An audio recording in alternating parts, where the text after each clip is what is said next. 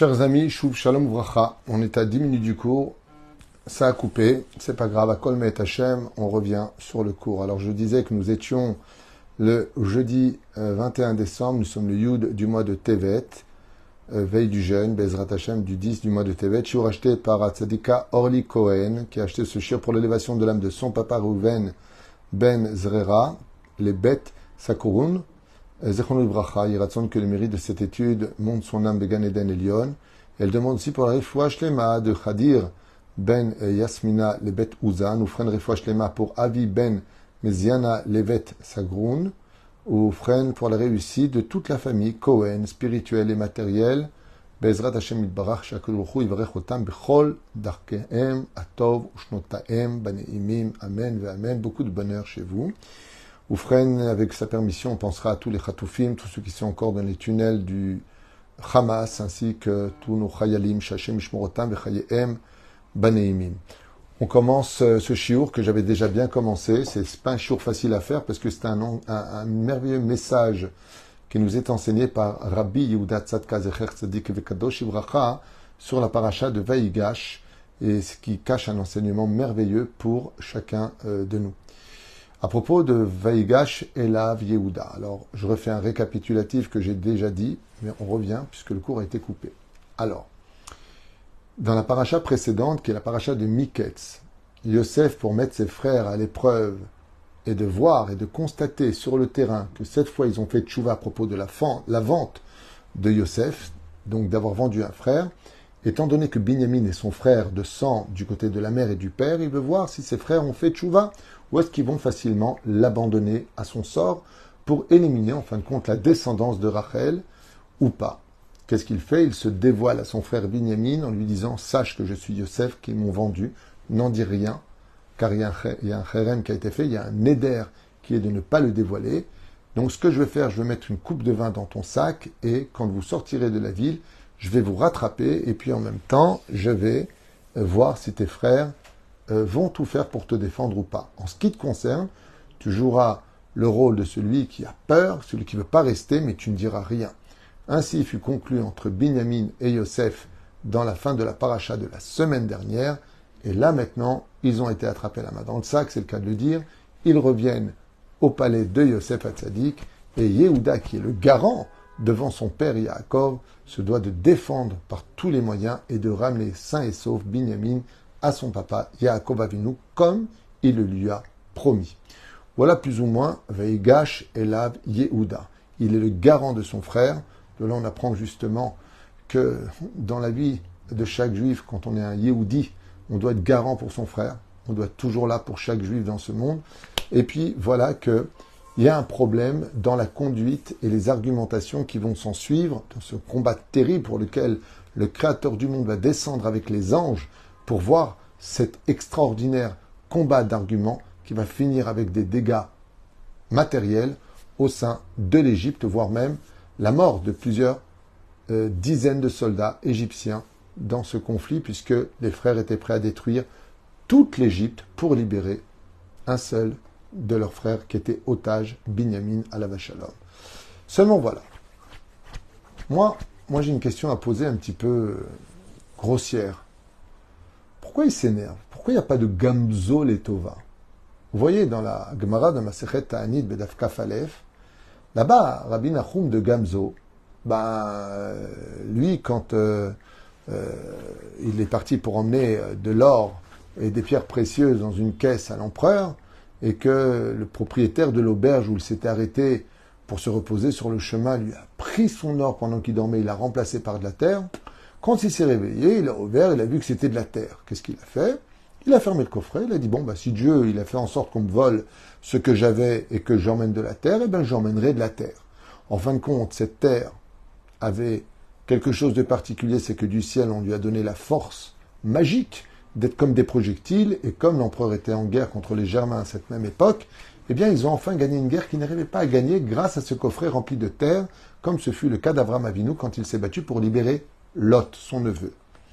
Et donc, qu'est-ce qu'a fait l'empereur? Il a pris les plus belles pierres précieuses de son palais et les a mis dans le coffre pour remercier Rabbi Nachum, qui est retourné avec des diamants et d'une plus grande valeur que ce qu'il avait lui-même amené d'Israël vers l'empereur. En fin de compte, tout ce que fait Dieu est pour le bien, donc on n'a jamais besoin de s'énerver.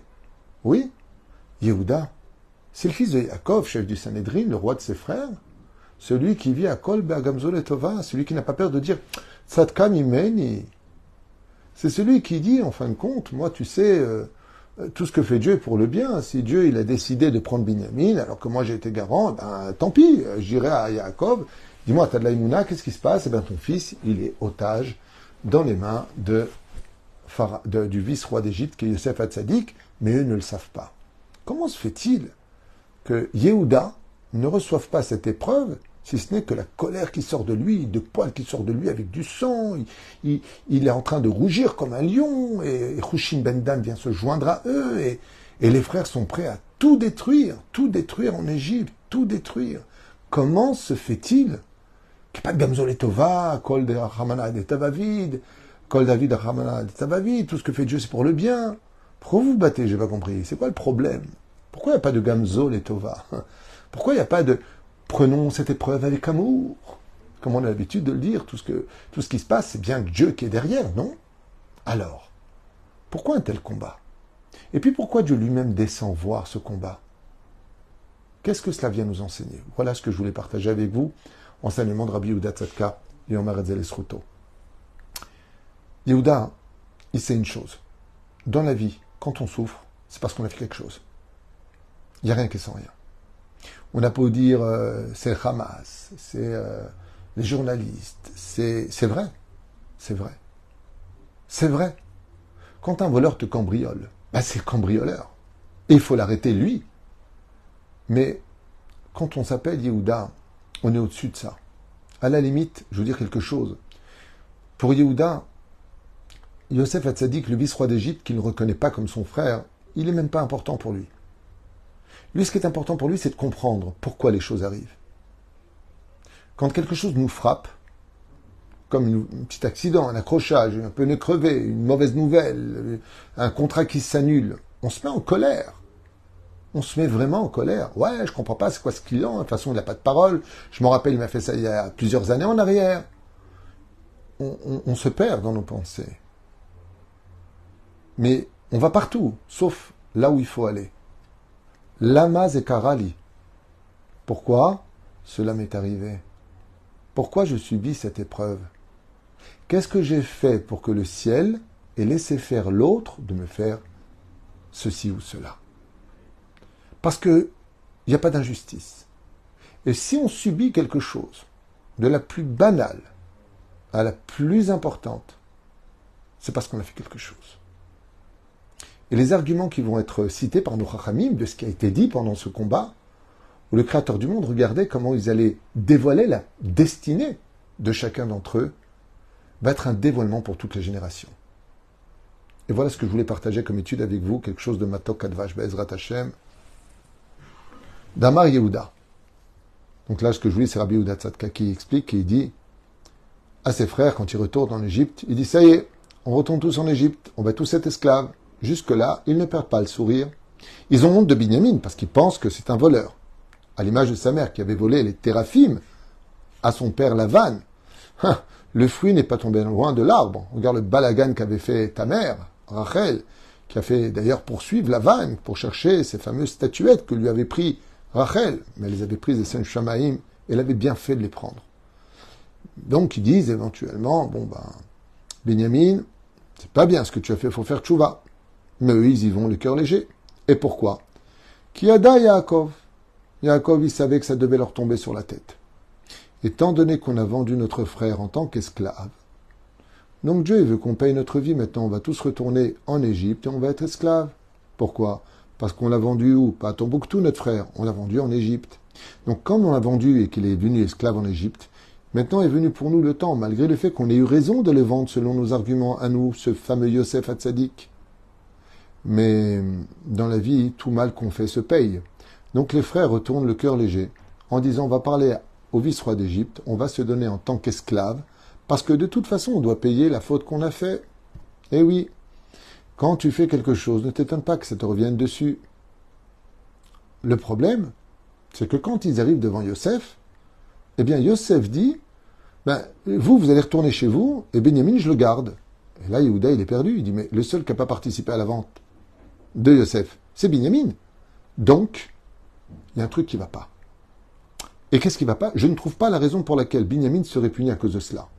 Et pourquoi cela? Eh bien, tout simplement parce que selon la Torah, si tu as volé quelque chose, on te paye le double et on y quitte. Et selon la loi égyptienne, eh bien, on te rembourse ce que tu as, et maximum. Si c'est d'un esclave que tu veux, moi, Yehuda étant plus fort que mon frère, je suis un meilleur esclave que lui.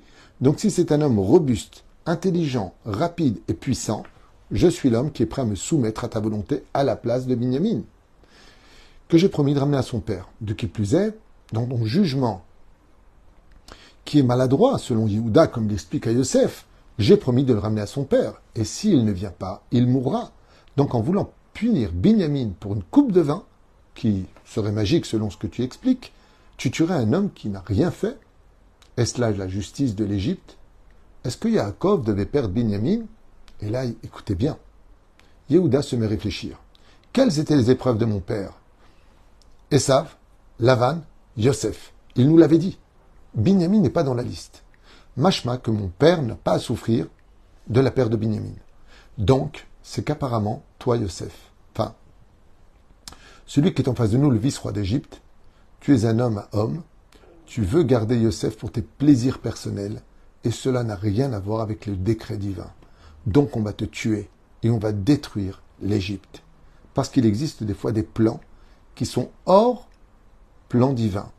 Comme l'explique le Ben Ishraï à propos de Tzom de Gedalia et d'autres exemples qu'on a vus à propos des 10 martyrs qui vont envoyer Elisha, Kohen Gadol, voir au-dessus du ciel si le décret vient des hommes ou est-ce qu'il vient de Dieu. Comme on a beaucoup d'exemples, comme j'en ai fait un cours qui s'appelle Il a bon dos Dieu. On met tout le temps sur son dos des choses alors que des fois Dieu t'a dit ne fais pas et toi tu fais. Non.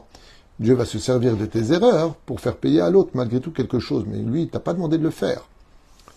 Oufren. Voici les arguments d'Yehuda. In Binyamin anachnu avadim. Si maintenant tu veux garder Binyamin et que nous on reste avec toi, Yehuda réfléchit, il dit oh, j'ai un problème. Le Brit Ben Ametarim. Eh oui, à la fin de la paracha de l'Ech Lecha, si vous vous rappelez bien, chers amis, il était prévu que les Hébreux descendent en Égypte tous esclaves. Tous esclaves. Donc qu'est-ce que dit Yehuda? Si on est venu payer la faute de la vente de Yosef, Binyamin, qui n'a pas participé, s'en va, et nous tous on est esclaves. Très bien. Deuxième option, il garde Binyamin en tant qu'esclave, mais il nous garde tous en tant qu'esclaves. Dans ce cas-là, s'accomplirait la parole que Dieu a dit à Abraham, vous serez tous esclaves dans un pays étranger. Pachon, Yadoa Teda, qui guerrier Zaracha Be'eretz Lolem, toute ta descendance sera esclave. Mais là, une fois de plus, Yosef, déguisé en vice-roi d'Égypte, devant ses frères non dévoilés, dit non, il n'y a que Binyamin. Alors ça veut dire que ça exclut, et d'un côté la vente de Yosef, et de l'autre côté, ça exclut le Brit Ben Ametarim. Donc pour quelle raison tu veux le garder? Troisième chose, Imanachnu Avadim ou Binyamin Yotze, Akol Beseder. Donc c'est ce que je vous ai dit, si Binyamin s'en va et qu'on est tous esclaves, ça veut dire qu'on est en train de payer la faute de la vente de Yosef. Et là, il rentre dans un dernier argument, et qui dit comme ça. Im kulanu avadim, kolel Binyamin. Maintenant, si on est tous esclaves chez toi, ve kolel Binyamin, et que Binyamin, malgré le fait qu'on peut te rembourser 1000 fois le prix de ta coupe qui a été volée selon ce que tu dis, eh bien, il y a une autre raison qui pourrait justifier pourquoi lui aussi resterait en Égypte. C'est que nitfas beota reshet. Comme je le disais au préalable, c'est que vous savez que les marins, les pêcheurs, quand ils vont dans les océans, ils jettent des filets. Et ils vont vouloir pêcher le maquereau, par exemple, le mulet, toutes sortes de poissons différents. Et on constatera que quand ils lèvent le filet de l'océan, il n'y a pas que le poisson qu'ils venaient pêcher qui est aussi prisonnier à l'intérieur. Pourquoi? Parce que ces autres poissons nageaient dans la zone de ces mulets ou de toutes sortes de poissons qu'ils étaient venus pêcher. Donc, ils ont été attrapés dans le même filet. Ramim nous disent que Yehuda, comme ça l'explique Rabbi Yehuda Tzadka, il a dit « Ah mince, le pauvre, mon frère, lui n'a rien à voir avec notre histoire de la vente de Yosef. Mais étant donné qu'il était avec nous, il a été attrapé dans le même filet. » C'est-à-dire, ça me rappelle l'histoire d'un ami, que Dieu le bénisse, Yaakov Ben Jacqueline à Yakar, qui un jour m'a raconté que, en France, il a eu besoin d'échanger un chèque. C'est quelqu'un de très droit et de merveilleux. Et le jour où il arrivait à ce bureau, pour la première fois de sa vie, donc il arrive là-bas et ce bureau-là était un bureau qui faisait du blanchiment d'argent malheureusement. Et ça faisait déjà plusieurs semaines qu'ils étaient sur écoute par la PJ, la police judiciaire, au château des Rentiers. Et il y avait des caméras, ils étaient surveillés. Et le jour où ils ont décidé d'introduire les bureaux et d'arrêter tout le monde, eh bien c'est le jour où mon ami est arrivé juste pour la première fois de sa vie pour demander s'il y avait moyen de récupérer de l'argent, une petite somme d'argent en espèces que d'attendre ce chèque qui était pour beaucoup plus longtemps, une date ultérieure.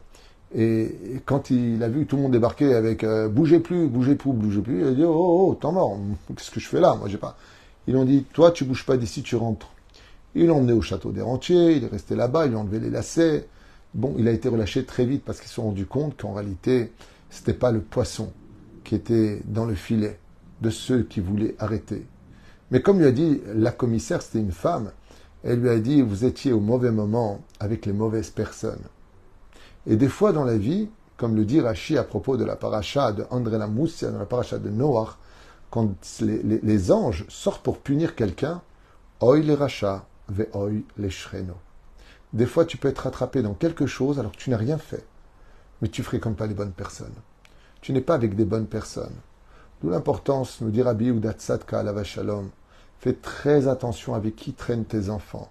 Parce que même si tu as confiance en eux, même si tes enfants ne vont pas faire ce que les autres vont faire, n'oublie pas un détail. Regarde ce qui s'est passé avec les frères de Yosef. Binyamin est arrêté avec eux. Et là, Yehuda crie justice. Binyamin doit être libéré. C'est nous qui avons vendu Yosef. Lui n'y est pour rien. Mais Yehuda se tait un moment face aux arguments de Yosef, qui lui dit, vous avez tous été attrapés dans le même filet. Si toi tu prétends maintenant que vous êtes en train de payer la faute de votre frère, eh bien, c'est que de l'autre côté, Binyamin était au mauvais moment et fréquentait les mauvaises personnes. Et ainsi donc, la Torah nous met en garde sur Chas v'Chalila v'Chas, les fréquentations et le fait des fois d'être attrapé et de ne pas comprendre pourquoi les choses nous arrivent. Pourquoi des fois on a des épreuves.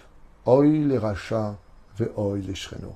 Malheur à l'impie qui doit payer sa faute, et malheur à celui qui était juste à côté, qui lui n'a rien fait, mais qui paiera la même conséquence que l'autre. Pourquoi? Parce que la Torah nous demande de ne pas fréquenter les personnes de mauvaise augure, les personnes qui font du mal. Travailler dans un bureau où on vole des gens, et toi, qu'est-ce que tu vas faire? Tu vas te louer un bureau pour travailler honnêtement, mais tu es dans le même environnement. Eh bien, ce qui va se passer, c'est que tu vas tomber tôt ou tard. Ou en prenant une femme mariée, en faisant des fautes extrêmement graves, ou tout simplement en prêtant ton téléphone pour faire une arnaque, ou des choses qui sont interdites. Ne t'étonne pas en disant « mais moi j'ai rien fait ». C'est vrai que tu n'as pas volé, c'est vrai que tu as un travail différent d'eux, mais tu te trouves dans leur zone. Et quand viendra le coup de filet, alors tu seras pris avec eux.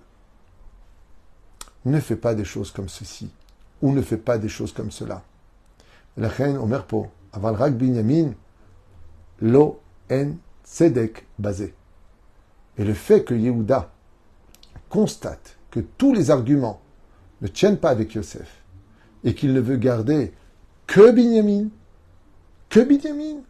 et nous non, c'est de l'injustice. Parce que Binyamin n'a pas fauté avec nous. Binyamin, peut-être qu'il a été pris dans le même filet, mais ça ne mérite pas pour lui d'avoir malheureusement à payer un esclavage éternel. Je dois le ramener à mon père, parce que mon père souffre. En d'autres termes, vous savez que s'il y a une chose au monde que Dieu aime plus que tout, et pour laquelle il descend dans ce monde, c'est la justice. Dès qu'il a eu ce combat entre Yehuda, le lion, Yosef, le taureau, sur faisons justice sur terre, le créateur du monde se tient au-dessus de chaque juge d'Israël. Pas les juges de chez Mishmor, Bet Mishpat HaShalom, Bet Mishpat HaMechozi, Bet Mishpat HaElyon, je parle pas de ça. Ça, c'est pas des juges. Ils font leur travail, mais les lois sont laïques. C'est pas des lois de la Torah. Je parle des Dayanim. Dès qu'ils sont en train de juger une situation, sachez que Dieu lui-même descend écouter les arguments et le jugement qui sera fait. Et qu'est-ce que veut Akadosh Baruch Hu? Que l'on fasse justice dans la justesse de la réalité et des arguments qui soient elchatiques. Et ça, c'est le combat impressionnant de ces deux rois de la halacha, qui est Yehuda, spécialisé dans les lois de Choshen Mishpat, des halachot, et Yosef Hatzadik, qui n'en est pas moins fort. Lui était chef du Sanhédrin, et Yosef était l'élève de Yaakov Avinu. Et ainsi donc, ils se sont percutés et rencontrés pour faire justice. Et de là, on se rendra compte, dit Rabbi Yehuda Tzadka, que des fois, on subit des choses et on se dit, mais quel rapport avec ce carambolage? Pourquoi est-ce que moi, je suis mêlé à ça? J'ai rien fait de mal. Il dit, le problème, c'est que tu as pris la mauvaise route. Le problème, c'est que tu as collé de trop près des personnes qui, eux, par contre, on n'avait rien à faire de créer des accidents ou de les provoquer par inconscience ou des fois par folie. Fais attention à côté de qui tu marches, car à cause de lui, tu peux te trouver toi-même devenir l'esclave pour plusieurs années d'une situation où malheureusement tu n'étais pas au bon endroit et pas au bon moment. Et c'est de cela que nous révèle Rabbi Yehuda Tzadka ce combat si important pour toutes les générations. C'est très important, comme on le dit, Baruch Hashem, et on le répète, de toujours raisonner avec, sur le pourquoi de nos épreuves, de ne pas dire directement j'en ai ras-le-bol, c'est quoi ce truc, j'en ai marre de celui-ci ou de celui-là. Comme j'ai marqué ici, on voit ici plusieurs raisonnements sur le pourquoi de nos épreuves, comme le dit donc Yehuda, ce qui retire le plus notre intention et le message de « il a été attrapé avec nous », alors que seulement nous avions fauté. Voilà, c'est la conclusion que j'ai marquée en bas de ma feuille de ce genre de situation. Donc très souvent, des fois on ne trouve pas, on se dit mince, j'ai une épreuve, et puis qu'est-ce que j'ai fait? Si on est honnête avec nous-mêmes, on s'assoit un tout petit peu, petite bonne haine, et rappelle-toi, comme un jour, un jour, quelqu'un qui me voit au bureau très en colère ici, il m'a dit « Ouais, je comprends pas, j'étais en plein chidour avec une fille, elle me plaisait énormément, et il y en a un autre qui est venu, et il me l'a pris, voilà, maintenant elle veut arrêter avec moi parce qu'elle veut commencer avec lui, et je comprends pas, c'est injuste. Et puis ne me dites pas, ouais, c'est Mina Shamaïm, c'est que c'était pas pour moi. Je veux pas de cet argument-là, Rav Tutu. Aidez-moi à remonter la pente. Parce que j'étais en train de m'attacher à elle. Alors, je l'ai regardé avec un sourire, et je lui ai dit, alors attends, tu viens me voir, tu tapes à la porte, tu rentres, tu me regardes droit dans les yeux, tu es hyper en colère. Pour un sujet, moi, j'y suis pour rien dans ton histoire. Et tu es en train de me dire la phrase suivante que j'aime bien. Tu es en train de me dire, j'étais avec un chidour qui commençait à me plaire, j'étais en train de m'attacher à elle, et voilà que tu viens d'apprendre que quelqu'un d'autre est en train de lui tourner autour, et qu'en fin de compte, elle préfère arrêter avec toi et continuer avec lui. Et en plus, tu me dis, ne me dites pas Gamzo Letova. Ne me dis pas que c'est Mina Shamaïm, je ne veux pas entendre ce genre de choses, que mieux vaut arrêter maintenant que de divorcer plus tard. Je veux pas de cet argument-là. Je lui ai dit d'accord. Il me dit, je peux m'asseoir? Je lui ai dit, asseyez-vous. Parce qu'il était debout comme ça, un peu en colère. Et je lui ai dit, je vais te poser une question, mais avant de réfléchir, avant de me répondre, réfléchis. Est-ce que par hasard, toi-même, il y a quelques années, par hasard, je dis bien par hasard, ok? Est-ce que tu n'aurais pas fait ça à une femme qui t'a dit qu'elle était en couple? Et là, il commence à se mettre la main sur le visage et il me dit, ah, à 4 ans de ça, et pour Dieu, le temps n'existe pas. Qu'est-ce qui s'est passé à 4 ans? Bien, Emmett, ouais, j'étais... Ouais, il commence à sourire, il se calme, il dit, ouais, c'est vrai, la vérité, c'est vrai, ouais, c'est vrai, ouais. Ouais, il y a 4 ans, j'étais avec une fille comme ça, et puis elle m'a dit, non, je suis en couple, et moi, elle me plaisait tellement que, voilà, quoi. Et elle a cassé à cause de moi, et en fin de compte, une fois qu'elle a cassé, moi aussi, j'ai arrêté avec elle, et j'ai cassé un couple. Je lui ai dit, et lui, il était attaché à elle, il me dit, ouais, il commençait à vraiment s'attacher à elle, ils étaient bien ensemble, et j'ai foutu le balagan. Vous croyez que je suis en train de payer ce que j'ai fait? Je lui dis, tu viens de trouver une réponse tout seul, tu vois, je t'ai pas dit, c'est fait pour toi, c'est pas fait pour toi. Mais prends toujours le temps. Comme l'a fait Yehuda, quand on lui annonce que maintenant ils vont retourner en Égypte et qu'ils risqueraient d'être mis en esclavage, est-ce que ça correspond à la vente de Yosef? Est-ce que ça correspond au Brit Ben Ametarim qui devront descendre tous dans un pays étranger être esclaves? Est-ce que ça correspond à une faute que tu as fait dans la vie? Pose-toi les bonnes questions. Pose-toi les bonnes questions avant de commencer à t'exciter et te mettre en colère. Et j'en ai marre et j'ai pas de chance.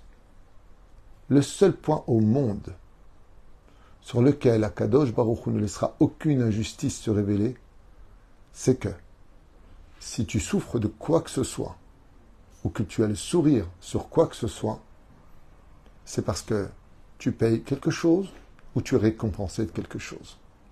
Mais jamais, et au grand jamais, la moindre souffrance ne tapera à ta porte si quelque part tu ne l'as pas invité par une conduite que toi-même tu as faite. Akol mida keneged mida lo batla, nous dit Rabbi Yehuda Tzadka. Alors avant de t'exciter, apprends d'abord à argumenter. Baruch Adonai leolam amen ve'amen. En espérant que mon appareil ne me coupe pas une deuxième fois, shiur sur un enseignement de Moreno Arabe, le Rabbi de Lubavitch Zatzal. A tout de suite.